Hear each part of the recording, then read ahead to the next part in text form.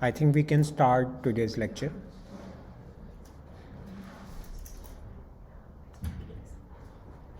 So this is week 7 of this course, right? And we have 12 weeks. So it means that still we have half of the course is remaining.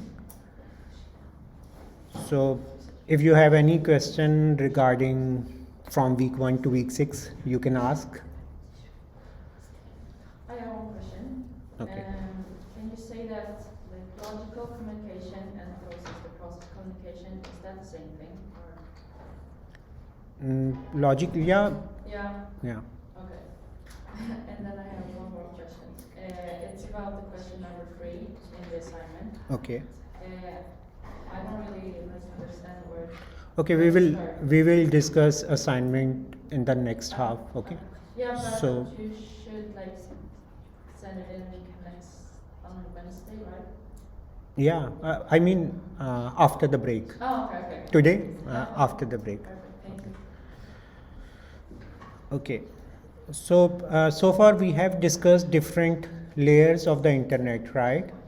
So every layer has different protocols, and we discussed this thing in very detail that without protocols we cannot communicate, right? And obviously every layer has some functionality, some assigned functionality. So if there is no question, then so these are the simple internet protocol stack, right? We have application layer, transport layer, network layer. So far we have discussed first 3 or top 3 layers, and in the next lecture, next week, we would be discussing link layer as well. Link layer is very easy because it's about local area networks. Whenever you are connecting your computer at NUIG to this router, this Wi-Fi router, or at your home to your Wi-Fi router, technically it's local area network, okay? And we would be discussing this thing in more detail in the next week. But today we would be revising top 3 layers, and there are few topics remaining network layer. So because you are people, most of the people are business information systems. So obviously I cannot expect that you must have all technical details of this course, and in the final exam or in some assignments as well, I wouldn't test that thing. But the overall picture of the internet should be clear to you, okay? That how process to process communication is doing, or what is the functionality of, let's suppose, DNS server, right? Why do we need that? Similarly, how HTTP works, okay? What else? SMTP. So we discussed different protocols. So at least you must have some clear picture about it, okay? So that if you can suggest if you are suggesting some business application, you must know that, okay, these are the limitations, these are the bottlenecks in terms of TCP or UDP sort of thing. So if you don't have any question, then I can start. So can anyone tell in application layer important some protocols of application layer? And we discussed this thing that protocol is just simple keywords that so that other machines can know that, okay, if I am sending stop 200, it means that I have to do something, right? So they are simply basic commands. So who will tell for application layer any protocol for application layer? We have discussed so many. Famous one, all of you are using surfing websites, right? Yeah. So whenever you are using your browser, so technically you are using one very important HTTP protocol of application layer, okay? So HTTP is there, right? Okay. And similarly, if you want to send emails to someone, then you would be using SMTP protocol. So SMTP protocol is also a application layer protocol. SMTP. To retrieve emails, you can use IMAP. Okay. So IMAP. POP is also a protocol, IMAP, but nowadays people are using IMAP. Similarly, if you want to send files, very big files, then you use FTP. Okay, FTP, file transfer protocol. So there are many protocols in application layer. It depends on your application that you are trying to build. Okay, and on application layer there are few hardware sort of infrastructure. We also discuss caches, web caches, right? What is the purpose of web cache, right? So that we can store locally data, so that instead of asking same football match streaming again and again for 10,000 users, I would be storing that video on my locally some server, and then from there I will be distributing that video to my 10,000 users. It will save my cost.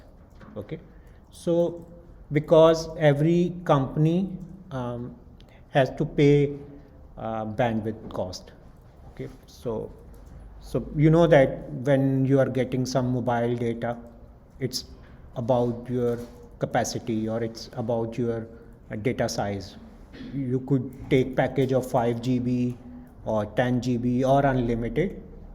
So it means that cost is directly proportional or linked with the capacity or data that you can send or download. Okay, so then we discuss transport layer. Technically, this transport layer is very important because it is responsible for process to process communication. So what is a process? Process is just a one small program running on this computer, obviously handled by operating system of this computer, and we call it process. So on your mobile, when you are opening WhatsApp, it's a one process that Android or iOS operating system is running that application. Okay, so and how similarly when you are sending message to someone else or receiving that message, and obviously he or she would be getting that message on WhatsApp app, it means that there is another process running on the host machine, right? So this host to host or process to process communication is important, and this transport layer will be dealing this sort of things. So very important functionality of this transport layer, because we discussed this thing that how processes will know, okay, what would be the flow control, right? And similarly congestion control thing would be handled by this transport layer. And on transport layer we have very important protocol, TCP, right? 90 or 95% communication, especially in terms of end users, they are using TCP because it's reliable and in order delivery, or we discussed this thing.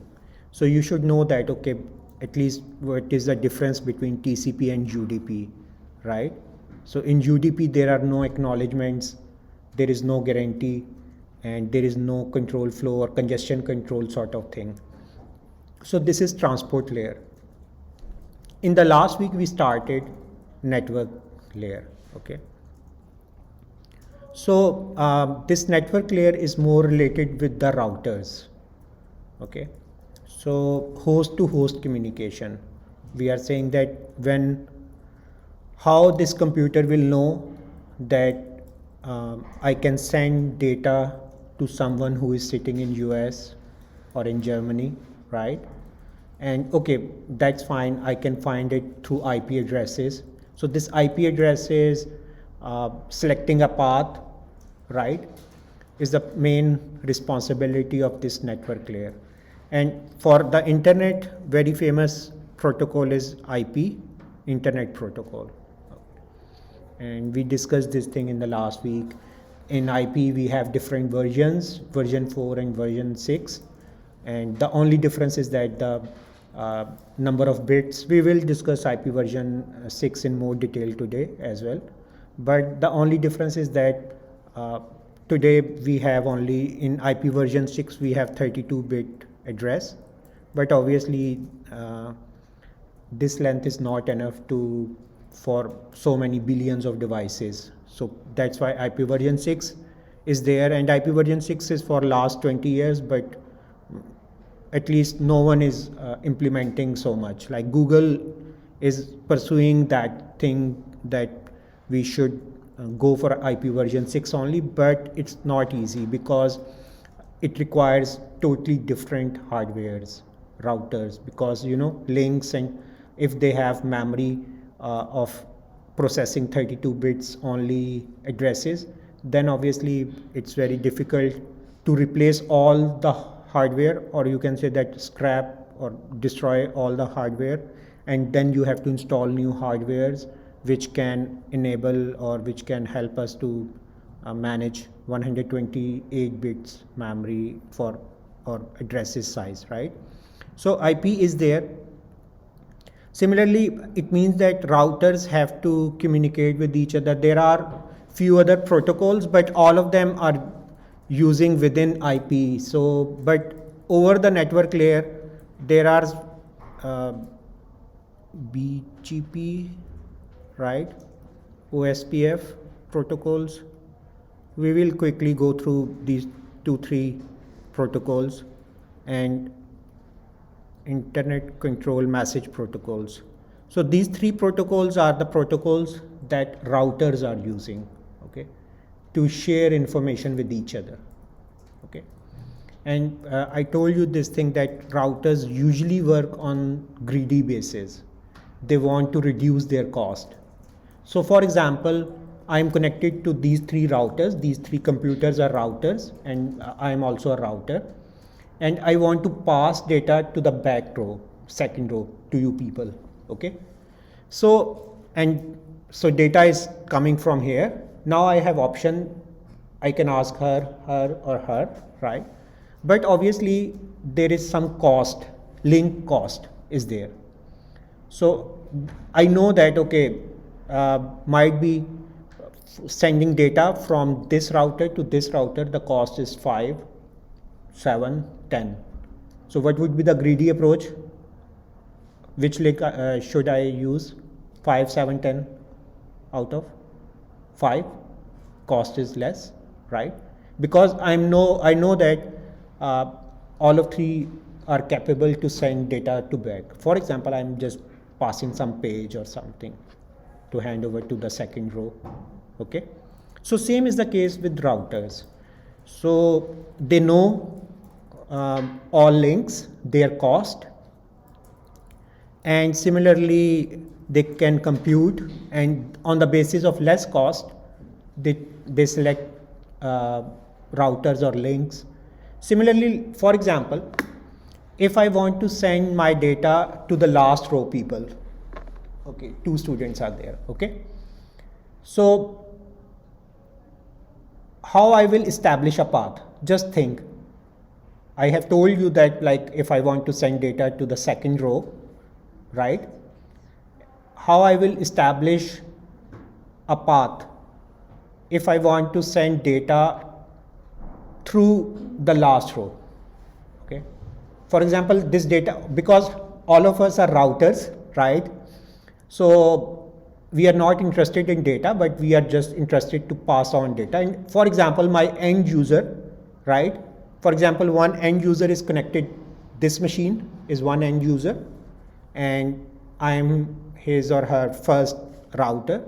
And obviously, last row is the last router, and then second end user is there. How the path would be established? Just think about it. All of you are routers at the moment. So who will tell? Okay, you can take 20 seconds. Very simple logic.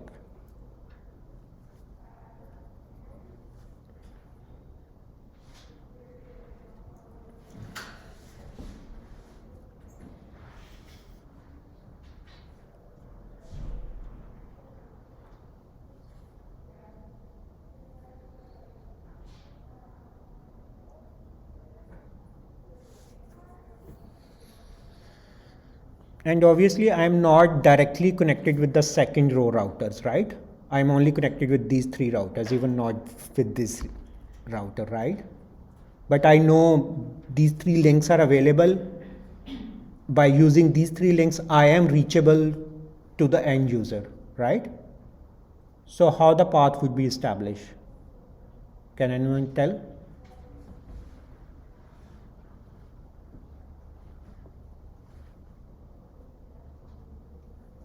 You? Or anyone? Shortest way. Shortest way, okay. Short. Cheapest way. Yeah. So yeah, good.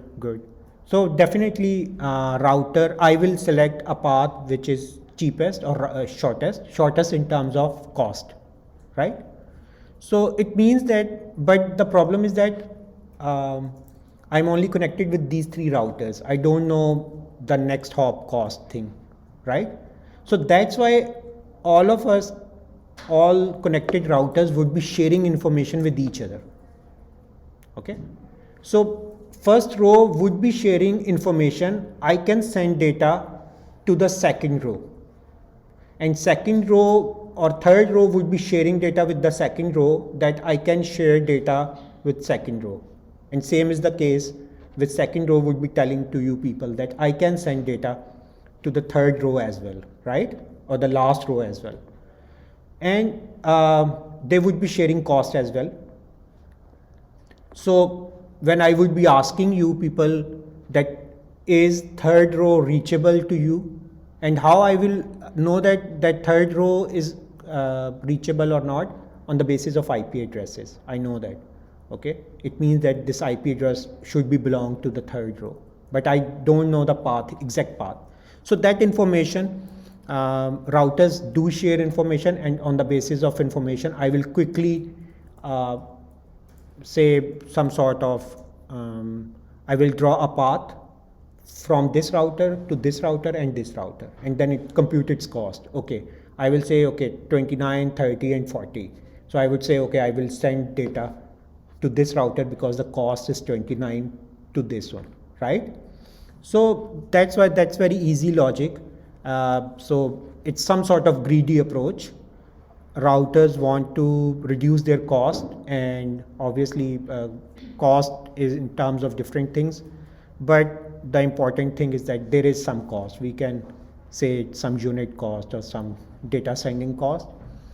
But is it you, like the first router decides like all the way, or is it like you decide that this router is most cheap and I decide the next router is? Okay, that's a good question. So this question, I will change it for you people. Would it be possible, let's suppose she says 5, 10, 20, right? So if I'm not sure what would be the cost of 5 linking with the second row, right? So might be linking a cost of linking 5 to second row is 100, but for 20 is just 5. So total cost is 25. It means that I have to know the cost of complete path, because otherwise I would be stuck. Might be she is saying that, okay, cost is only 1. As a greedy approach, I will say, okay, send it. But then she said, no, the cost of sending to the back line is 1000.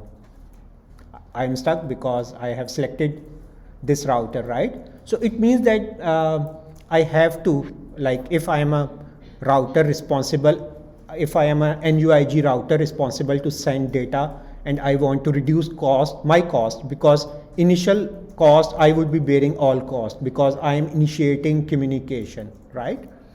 So a complete path cost is required. So for this purpose, we have different algorithms we wouldn't go that thing in more detail, but might be in mathematics or in some other courses, Dijkstra algorithm for shortest path selection.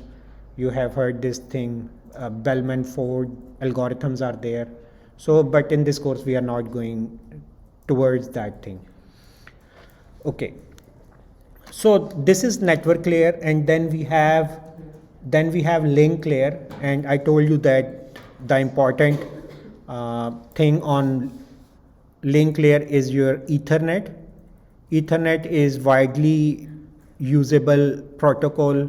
It's not a protocol standard for local area networks, Ethernet. Okay, so this is Ethernet, and obviously your Wi-Fi is also part of link layer. Okay, and there are some protocols on link layer we would be discussing in the next week. So these are the different functionalities. Every class we start with this thing, so that the bigger picture should be clear to us. So we discussed this thing in the last class, that we network layer basically understand principles behind network layer services and focusing on data plane, and we also discussed this forwarding versus routing sort of thing. Okay, so we discussed one scenario in which I have to select a path, right, to send data. This was about routing, right? And forwarding is just taking data from input, and how after selection of the path, how I will send data to my selected router. So you can say that forwarding is some sort of internal working of the router. Okay, but routing is overall selection of the path. So this is forwarding and routing. How a router works, we discussed this thing: addressing, generalized forwarding, internet architecture, IP protocol, and today we will discuss why do we need that network address translation and what are middle boxes. NAT is one of the example. There are but many other examples.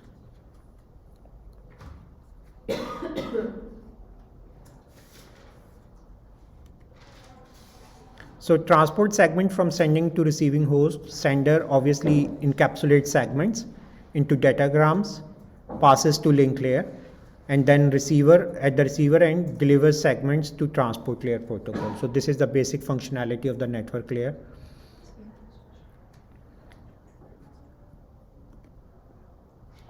So this is the functionality of routers, that it examines headers, fields in all IP datagrams passing through it, moves datagrams from input ports to output ports to transfer datagrams along end-to-end path. Okay, so this end-to-end path sort of thing is routing, but sending data from input ports to output port is forwarding. Okay.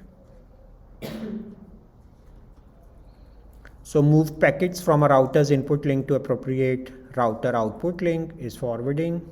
And we discussed this thing many times, like if I have to go from Galway to Dublin, all the path that I would be selecting for my transition is related to routing, but how I will get to motorway M6 or something, right, that would be forwarding.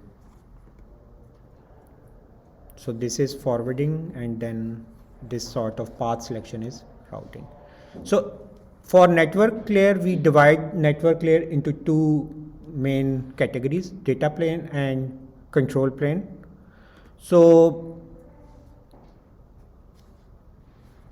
we discussed this thing, right? So basically, in short, this data plane is for forwarding, related to forwarding, and control plane is regarding to routing. Okay.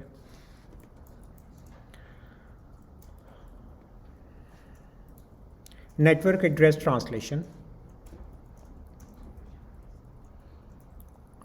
And we know that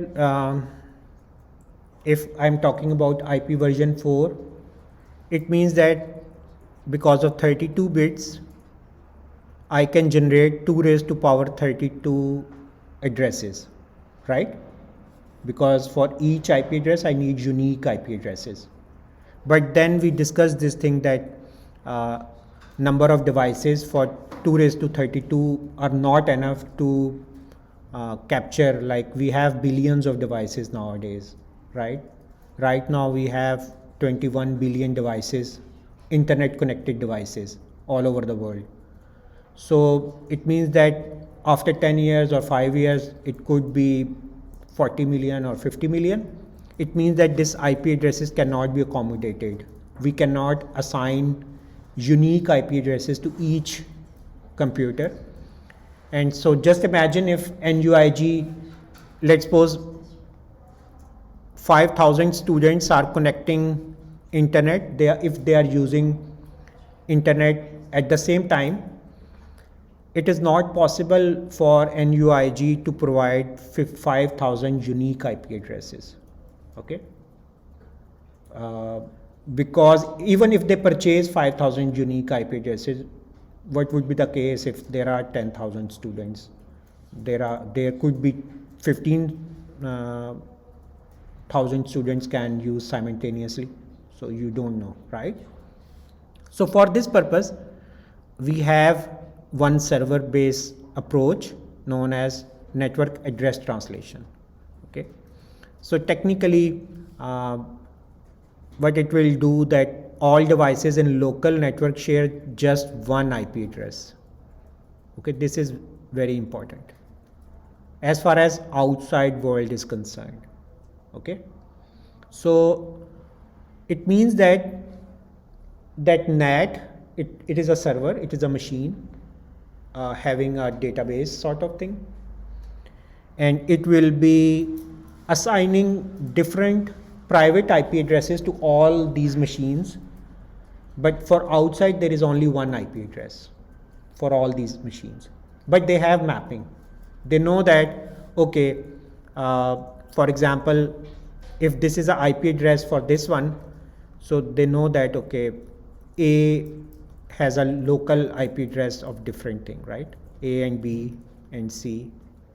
So it just sort of mapping, okay? So you can say that if this is NUIG, for example, and for example, there are 2 users using internet, they would have some local address. We call this thing as private IP addresses as well. You can communicate over the internet only with the help of public IP addresses, okay? You cannot communicate with private IP addresses. It's just like that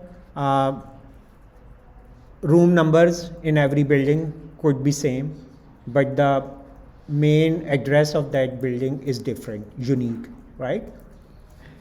So this NAT would be doing, NAT know that, okay, this is the IP address of this machine, and on behalf of this, they will be adding information, IP address for NUIG for outside world.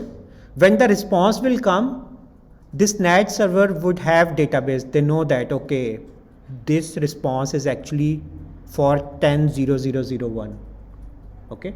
And they will change it and send it data to 1. Same is the case with 2, because it has some different local IP, okay?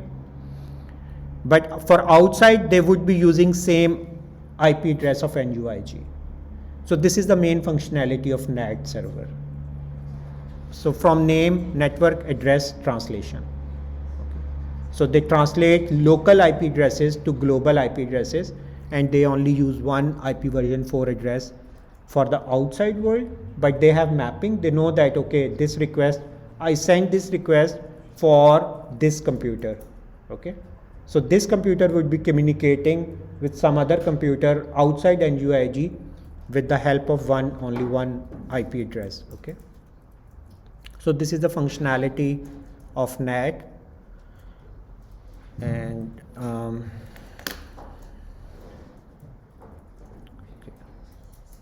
and we discussed advantages that we only need one IP address, right? and can change addresses of host in local network without notifying outside world. Okay. So can change ISP without changing addresses of devices in local network. So because of this layer, NAT, we don't have to worry that what would be the IP address of NUIG. Okay. Same is the case if, because for example, if you are using your computer here, you would be getting some IP address to this machine, but let's suppose you change department and go to some other department in computer science or engineering, then new IP address would be assigned to your machine, right? So it means that your local IP addresses are keep changing. Okay. So, and obviously outside world does not need to know that what is your local IP address. They have more concern with your NUIG IP address. Okay. Security, in terms of security, devices inside local net not directly addressable, visible by outside world. What does it mean? That this computer cannot get data directly from the outside NUIG world without using NAT server. So it means that I can install some firewall, I can install or I can devise some policies over the NAT server so that I can control data. I have more security checks, right? Instead of asking you to install thousands of hundreds of different antiviruses or different softwares on all of your computers, and then I wouldn't know that, okay, this computer is updated or not updated, that thing. So because of NAT security, we can manage security. So in the next week, we would be discussing remaining topics of this link layer and physical layer, but we would also be discussing securities, network securities, right? And you have witnessed the problem of network security, that NUIG cyber attack threat, right?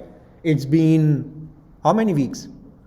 I think I was in the class on Thursday when I was discussing that it's very easy to make, because they are these networks are very vulnerable and we can do anything with it. I think it was week 4, no, or week 3.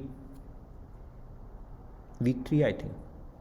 Week 3, week 4, week 5, week 6, week 7, almost 4 or 5 weeks. So you can see that like people, like there is only one attack, but because of that attack, because data is very important, and so they are doing something, at least by their email we know that they are doing something, but how much time they require. And we also discuss, in fact in the same class we discuss denial of service attacks.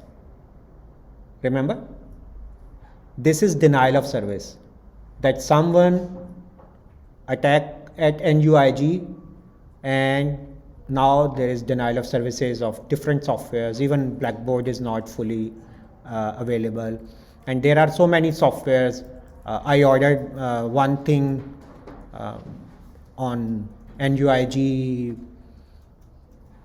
procurement thing, and they said no, we don't know because that thing is down. So the thing that I can get in 2-3 days, now I have to wait at least 6-7 weeks because of this attack. So this is denial of service attack. Okay, this is some sort of denial of service, because if NUIG is due to any reason cannot provide you service, internet service, so it means that it is denial of service. So that's why network security is very important. So as a business analyst people, you must know that what could be the impact of that thing on your business of your companies. That's why this course is important. Okay, so computer science people would handle that cables and all the stuff for you to install routers, but because of you people, you must know that what would be the plan A, plan B, what would be the backup of that thing if that thing would go down because of any cyber attack. Okay, so that's why network security is very important. So we would be discussing network security in upcoming weeks.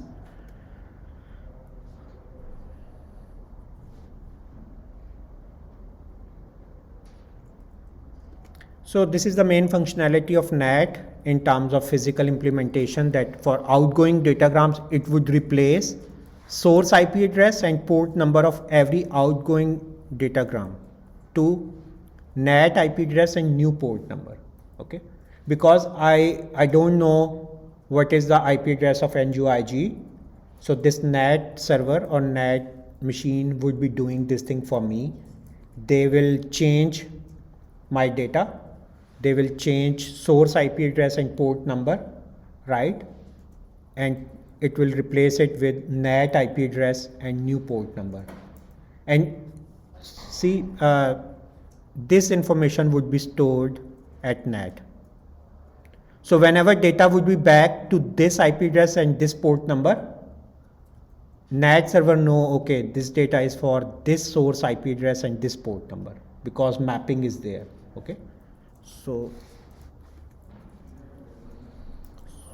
in NAT address table, remember every source IP address port number to NAT IP address translation pair. So it's simple, this pair would be stored at NAT. And once we have received this incoming datagrams, we would replace NAT IP address port number in destination fields of every incoming datagram with corresponding source IP address and port number stored in NAT table. So this NAT table is just a mapping table. Okay, so here we are populating values in NAT table, and then when we are receiving back data again, then we would be getting information from this NAT table. So here is one example. So you can see, you can imagine this one is an UIG router.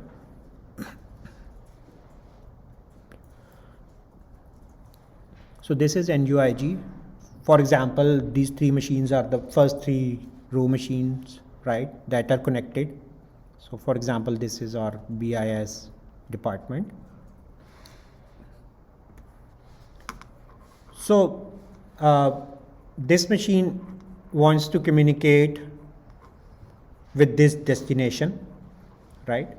So host 10.0.01 sends datagram to this one, right?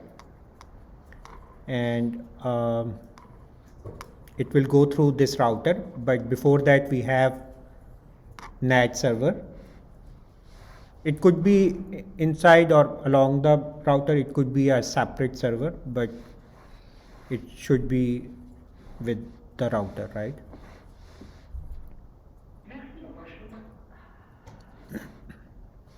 Okay, so are you connected with EDU room right now, or are you connected with some network here or no right now? No? Okay. But you know, you can find how to find IP address of your computer, right? For Windows, we have command IP config IP, and for same is the case for Mac, but not okay, might be next week or something. If this network thing is back, then we would be testing how we are getting IP addresses.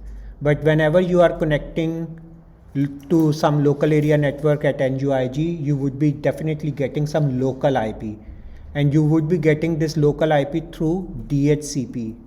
Okay, and we discussed DHCP in the last class. It is responsible to assign IP addresses to all local machines. So whenever this computer is connecting with the network, it will broadcast that is there any DHCP there, server is there, I need IP address, and then it will send one IP address to this machine, assign it. Okay, so DHCP server assign IP addresses to local machines. So first step is that this source 10.0.01 port number 3345 wants to communicate with this public IP address, right, with port number 80. And we know that on port number 80, usually HTTP servers run, right? It means that it's simply some website. This machine wants to communicate with some website, right? So, but this NAT, what will do? NAT router changes datagram source address to this address. You can see here, this source thing is changed for the outside world. This destination thing is same as it is, this one. And in NAT translation, they just add one entry. The local area network site address is 10.0.01334, this sort of thing. And new mapping is for wide area network, WAN, this thing. So this router or NAT server will store this mapping, okay? So for example, from this destination, reply arrives, and we know that for this destination, source is this IP address, right? Because we changed the data. So when this machine, this NAT will receive this data, it will simply look this translation table, right? And know that, okay, this is for this machine on the basis of this mapping, and it will send data to there. So very basic functionality, but very useful, because without NAT we cannot communicate. ISPs, same is the case with ISPs. Like ISPs are the companies who are providing you services at your home, right? They cannot assign you unique IPs for each customer. So they are just creating a local area network, and for local area network, they are just mapping through NAT, network address translation.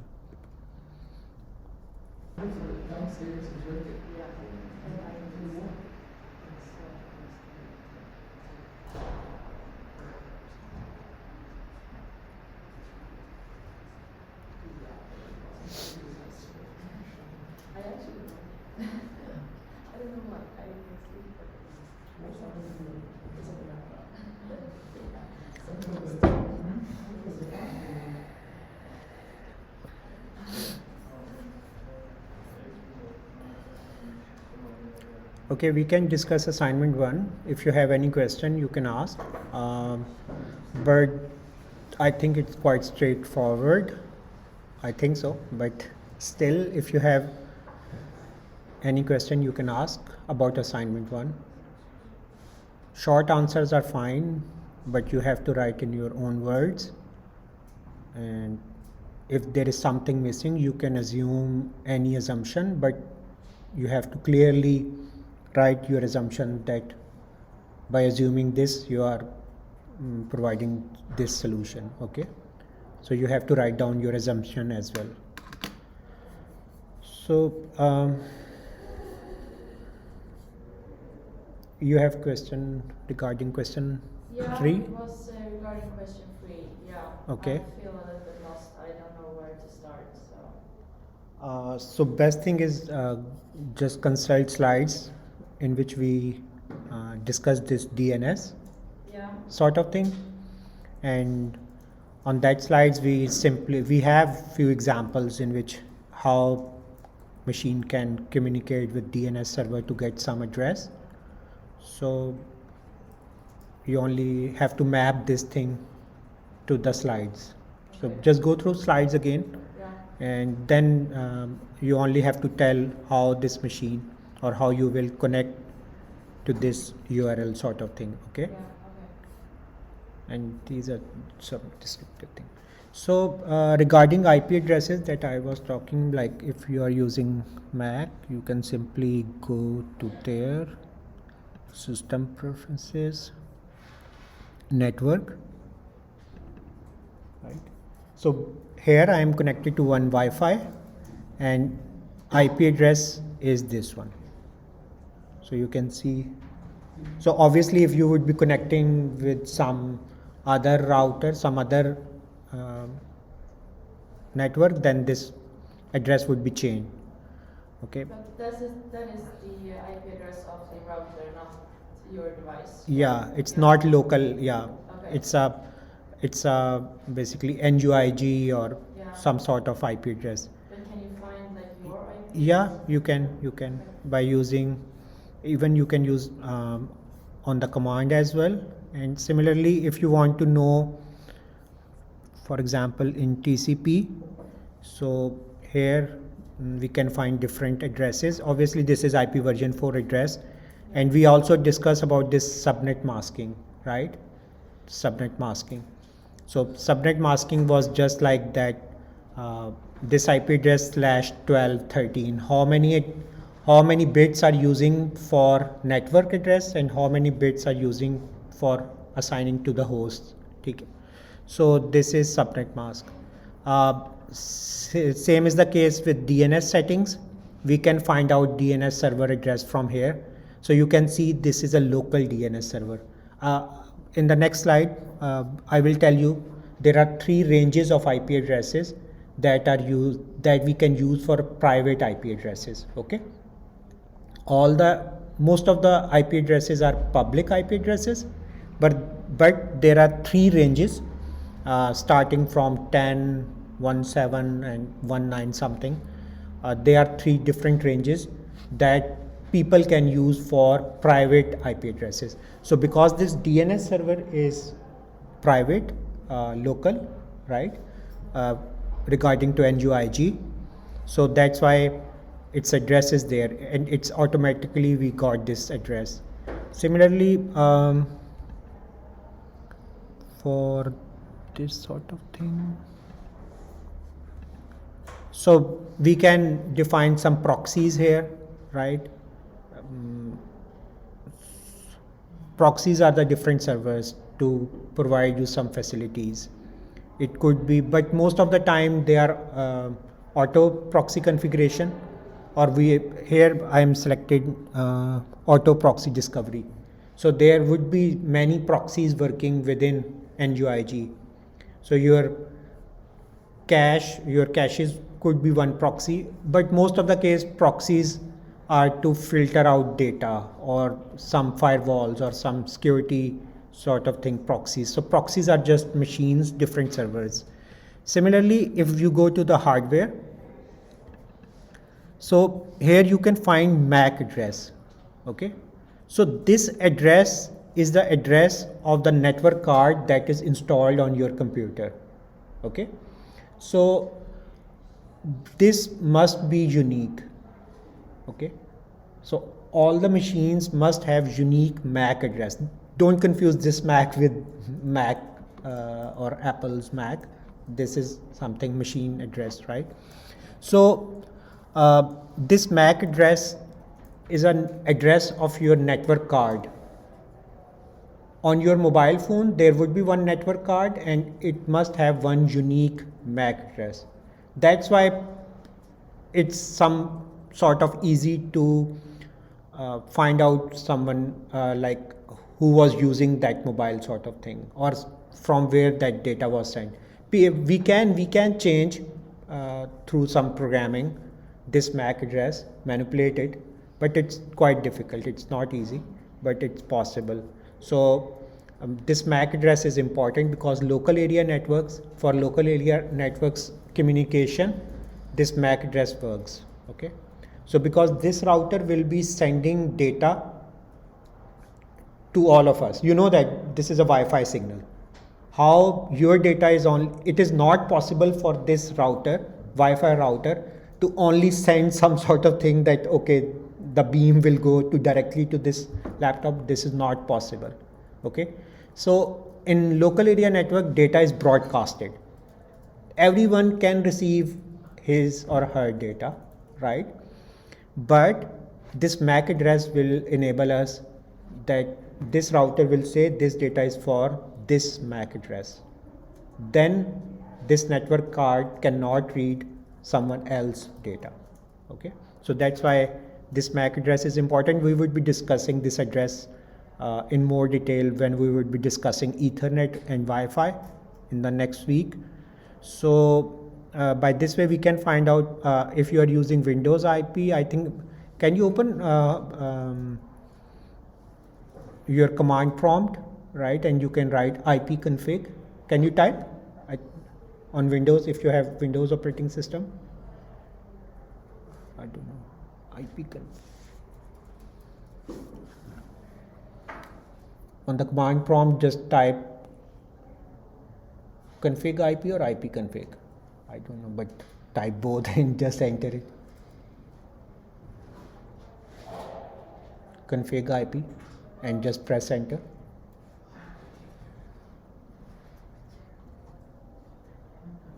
Did you yes. Also for referencing, does it have to be like proper actual articles or books, or can it just be, let's say, a website you read it off, or let's say you were doing one of the special books, you're getting some information, does it have to be from like a book, or? Yeah, we are following one book.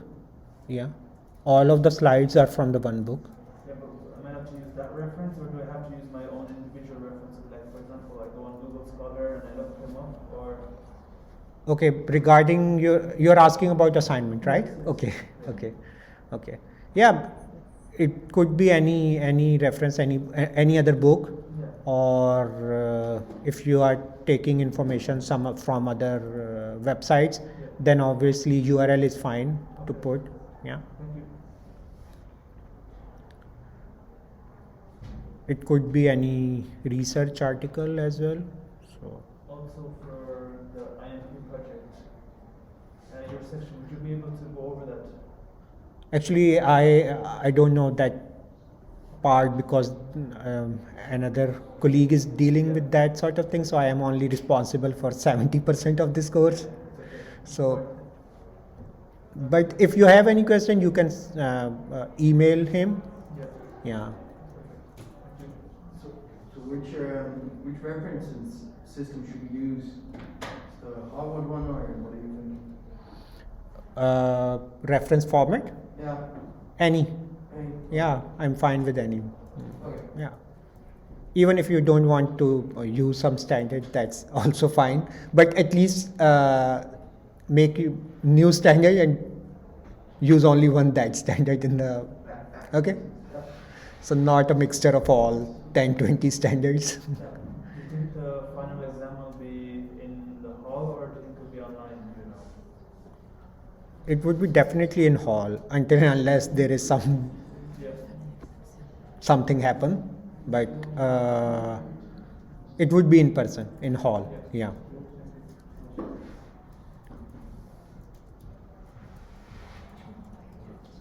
So if you would be solving assignment 1 and assignment 2 by yourself, and then I don't think so final exam would be difficult for you. It would be very, very easy for you people. But obviously if you are not following lectures and not doing assignment by yourself, then obviously there are so many terminologies, there are so many protocols. Like I'm trying to remember these protocols for last 10 years, and I think these 10 years are still not enough for me to remember that thing. So obviously it would be very difficult if someone think that okay, he or she can revise all the stuff in 1 or 2 hours or 2 days, then definitely it would be difficult. Okay, so by this way you can address MAC addresses, and for local addresses you can write IP trace route command or different commands. We will discuss in the next class. On the terminal you can get data. So back to the lecture.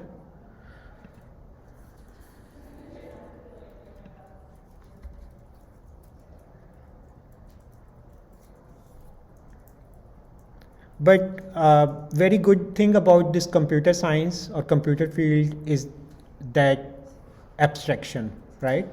You know, even if someone does not know anything about the basic functionality of internet, he or she still can use WhatsApp, right? There are billions of people, even some of them are illiterate, they don't know, or even you can say that attended any primary or secondary schools, but still now they can use smartphones, or at least they can use WhatsApp to call someone, right? So this is abstraction. So why computer science is famous? Because of this abstraction, because they hide in what is abstraction in terms of computer science, and even in terms of arts, you know that might be there would be some very famous abstract painting. There are only 2 lines, and that painting would be selling 1 million euro, and you would say, okay, my 3 years old kid can make much more better painting, right? Or just drawing 2-3 random lines. But obviously these 2-3 random lines of that painting is they are just describing something in very detail, but obviously hiding details. So same is the case with computer science. In computer science we have abstraction, and abstraction, the first rule of abstraction is to hide details from the users. Okay, so that's why computer science applications are famous, because they hide all the applications backend functionality. So just remember, if someone has to know that all the concepts of these internet and then they would be able to use WhatsApp, will anyone use WhatsApp other than few people? Obviously no, right? Because you have to tell that, okay, what is HTTP, and then you know, okay, I would be sending this message via TCP and I need one IP address, this sort of thing.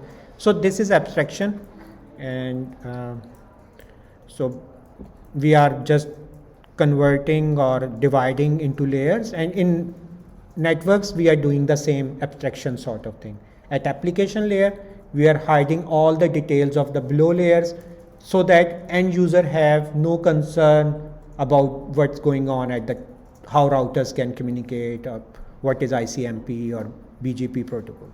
So these are the private IP addresses we were discussing in the first half. So these are the 3 ranges. So they are not public IP addresses. So if you want some local area network, you have to assign one of the IP address from this range to your local area network machines. Okay, so it means that you cannot communicate with outside world by using any of these IP addresses. This is a range, and you know that range, right? We discussed this thing, that when I am saying that this is, okay, I have to change it. So for example, if NUIG is using this range, right? So it means that one computer will get this address 1, right? Similarly, it is a range, so another computer will get this IP address. So till 255 here, 255 here, so different combinations. Okay, so this is private IP addresses. So IP version 6, basic motivation was that like 32-bit IP version 4 address space would be completely allocated, because if we discuss this thing that we have only possibility of this thing, and obviously from 2 raised to power 32 we have 3 IP addresses ranges, private IP addresses. It means that we have to minus 3 private IP addresses ranges, then obviously this number would be reduced, right? So that's why IP version 6 was introduced many years ago. And additional motivation was speed processing and forwarding, and they also increased the size of the header, 40-byte fixed length, enable different network layer treatment of flows. So this is the packet format or datagram format for IP version 6. So you can see now addresses we have in IP version 6, we have addresses size 122-bit. It means that now I can assign 2 raised to power 128 as compared to 2 raised to power 32, which is very less, right? So this is IP version 4, and this is for IP version 6. So this is the main difference between this thing, other than this header size and this information. But there is some issue that people are not using IP version 6 because they require more sophisticated or new hardwares. If someone has invested millions of dollars in IP version 4 running routers, obviously it's quite difficult to replace all routers. New routers, they require new routers to run IP version 4, to run IP version 6. Okay. So nowadays, especially because of this 4G and 5G sort of thing, we will be discussing this 4G and 5G in more detail in upcoming lectures as well. But this tunneling concept is very important. Okay. So I told you earlier that we can do some sort of virtualization. Even it just like that. Okay. For example, if I want this computer wants to send data to this computer, for example, this is A, this is B, and there are some well-defined protocols are there, but I can create a new application with new protocol over this. Okay, so this is some sort of virtualization. Obviously, at the backend, it would be using same old TCP/IP or some sort of protocols, but I can encapsulate or I can overlay sort of thing, right? So same is the case with IP version 6, that people, what they are doing is that we will discuss. Okay, next slide is there. So they are using simply IP version 4 packet, but inside IP version 4 packet, they are encapsulating IP version 6 packet. Okay, so by this way they are passing the time, or they are using IP version 6, but IP version 6 is not fully implemented on the internet. Okay, so they are just encapsulating IP version 6 packet in IP version 4 packet. Okay, and obviously, so you can see if there is, like, if all routers are running IP version 6, then it's very easy to communicate with IP version 6, but this is not the case. So we have to do some sort of overlay networks, because most of the networks, most of the routers are running IP version 4. So, but if this router is capable of running IP version 6, this is also capable of running IP version 6, or this one, right? So how communication with this router, which is running IP version 6, could be possible to pass through all the routers of IP version 4 to this IP version 6, right? So this is possible by using tunneling and encapsulation concept.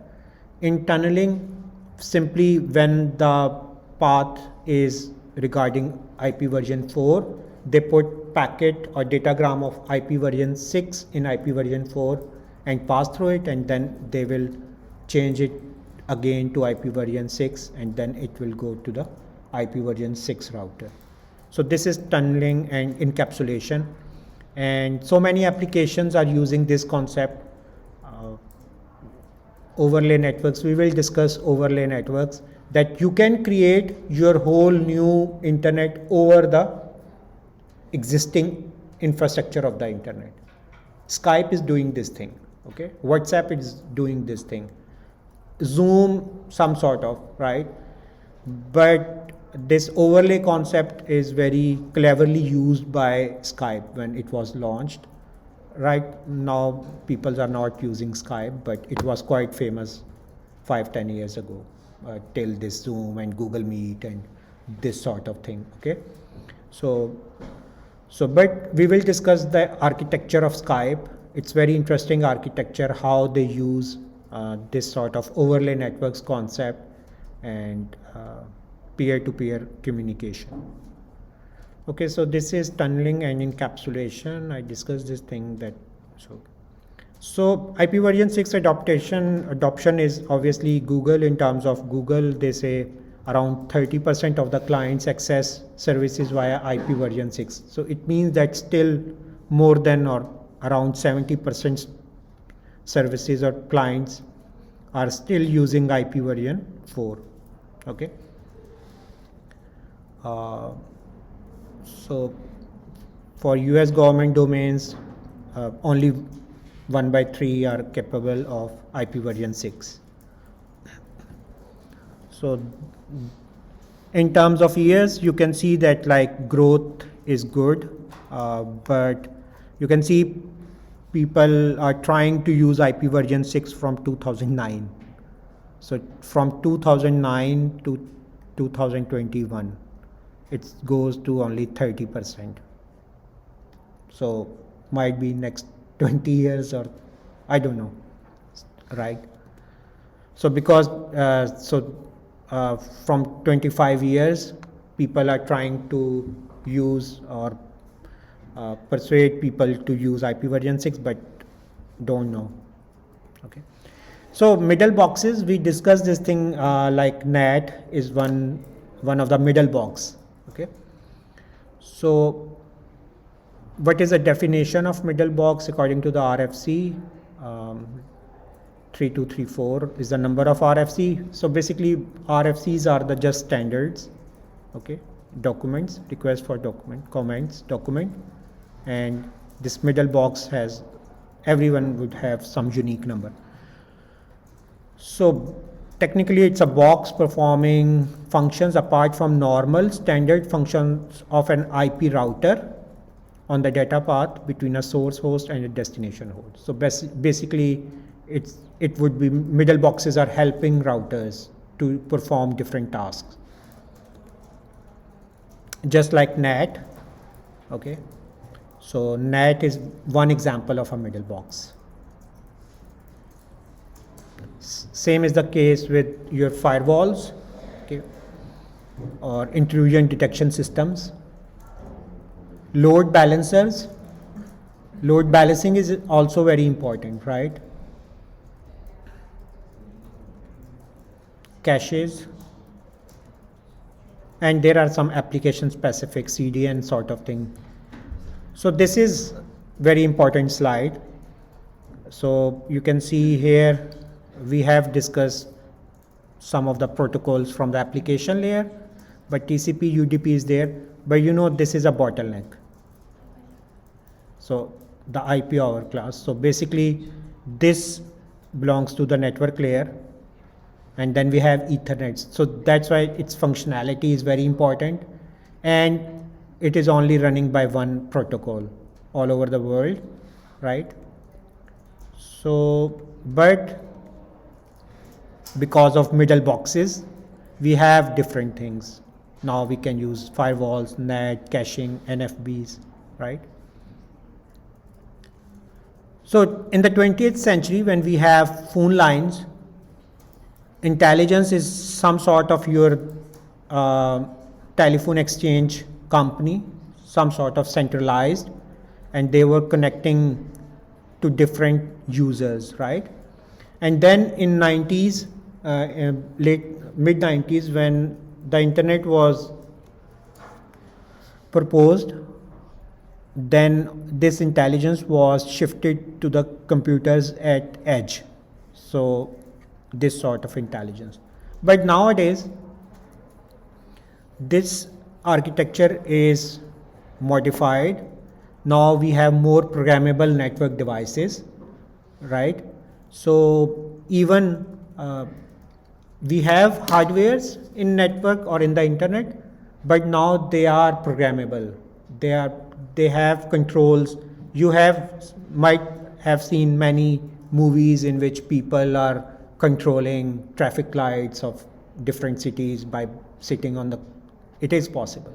Now it is possible because of this sort of thing, that intelligence is distributed all over the internet and it's programmable. Okay, so this thing is controllable.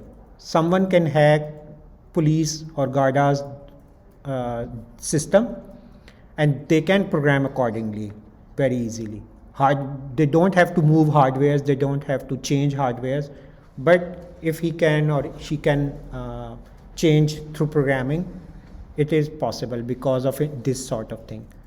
So we have different data centers, middle boxes now, and all of them have different intelligence, and so yeah. Any question?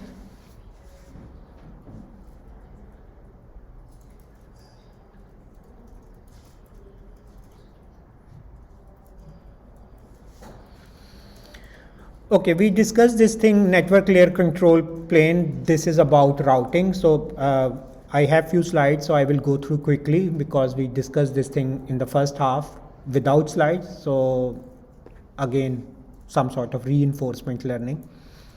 So this control plane is about understanding principles behind control plane. Is that like traditional routing algorithms are there, SDN controllers.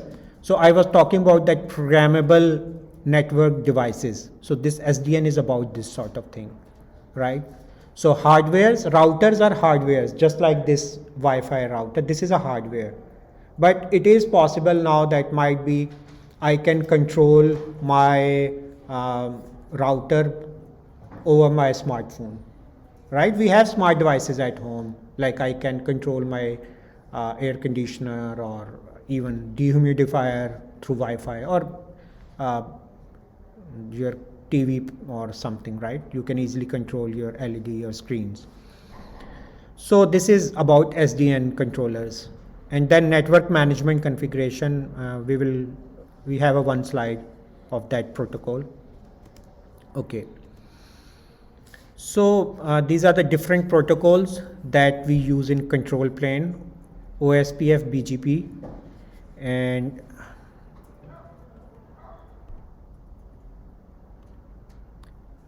so routing algorithms could be based on link state or distance vector, and intra-ISP routing would be deal with OSPF, and there is some routing like, for example,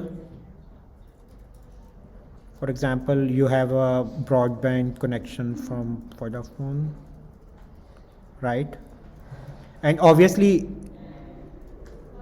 they have different users, for example, house number 1 and house number 2 and so on, 3, right? So within the same ISP, communication would be through this protocol, OSPF, okay? And obviously if this is one ISP, there is some another national level ISP, it would be connecting, its router would be connecting, right?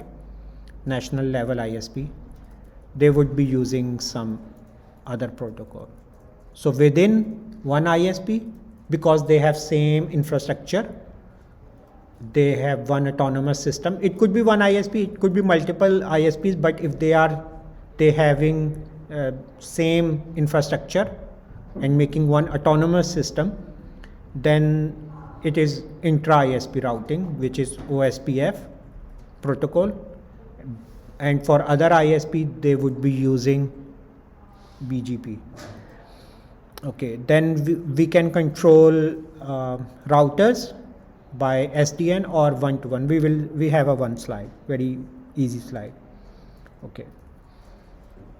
So we discussed this thing that routing determine route taken by the packets from source to destination. This is about control plane. Forwarding is move packets from router's input to the appropriate router output. So two approaches to structuring network control plane. One is very basic, traditional, but it's old one. People are shifting from this technique that for each router you must have its own control, okay?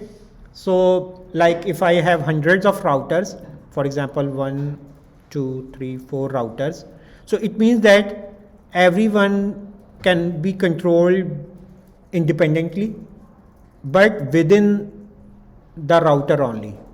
There is no central system, so that might be I can connect all of them to one central server, right?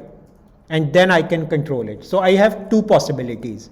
One possibility is that every router is working totally independently, I cannot control, or I can make some sort of programming interface or something, so that I can centrally control all of the connected routers. Okay, so per router control is this one, that there is no centralization, and the second one is logically centralized control. Okay, so software defined networking, this is SDN.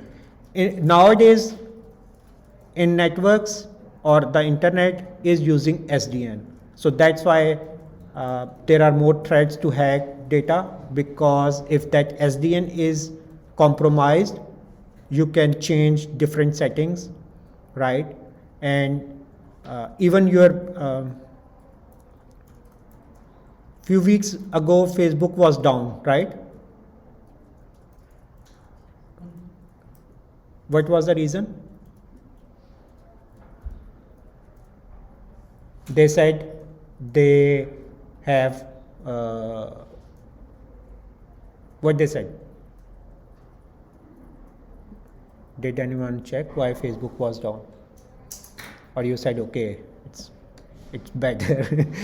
No Facebook, that's good.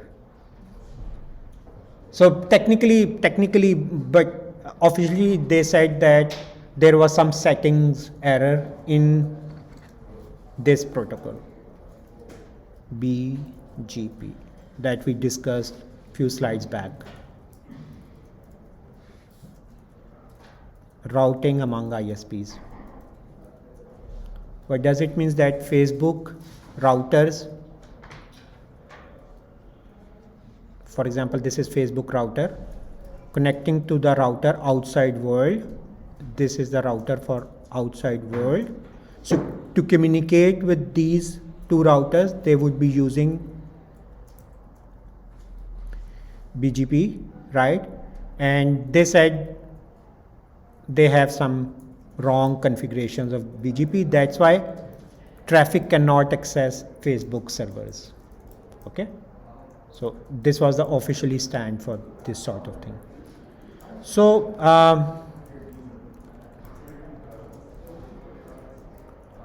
so per router control plane is simply is that every router has its algorithmic component is there, and every router has to compute algorithms, right? So this is per router control plane. But nowadays it is not possible, and obviously it is because of billions of devices, it is not possible for one single router to compute all path, right? Because it will take time.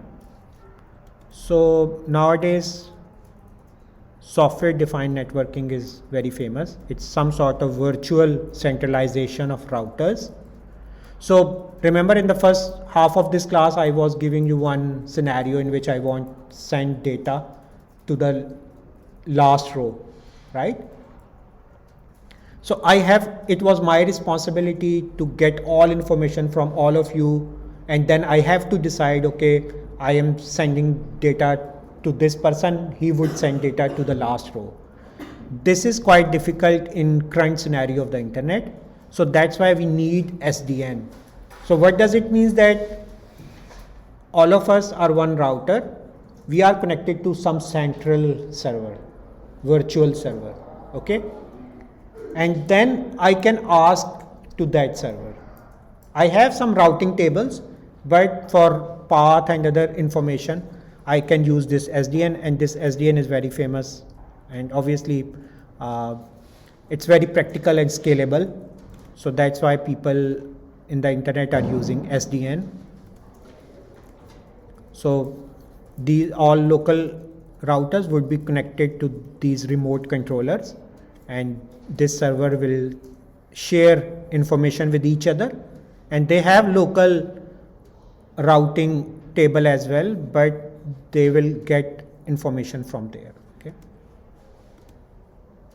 so this is the main difference between per router control plane or having a programmable some virtual servers.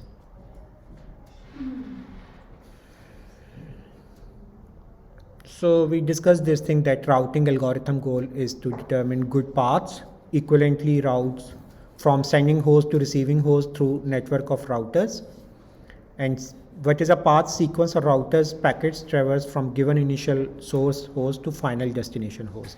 Okay, so if this laptop, right, wants to send data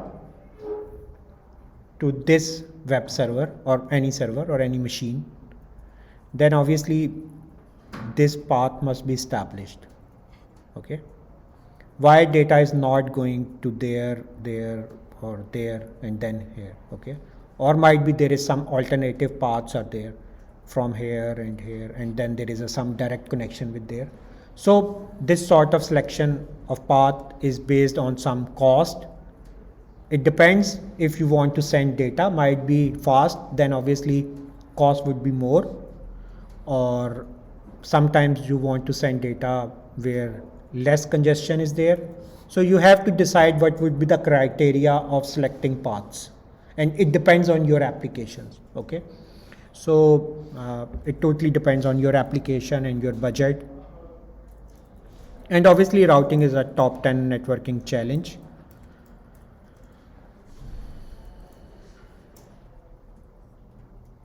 Any question?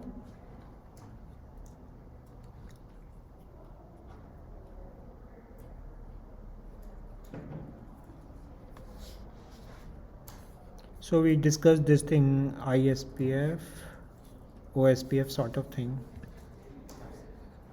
So last thing of today's lecture is Internet Control Message Protocol, ICMP. Okay, so used by hosts and routers to communicate network level information. For example, error reporting.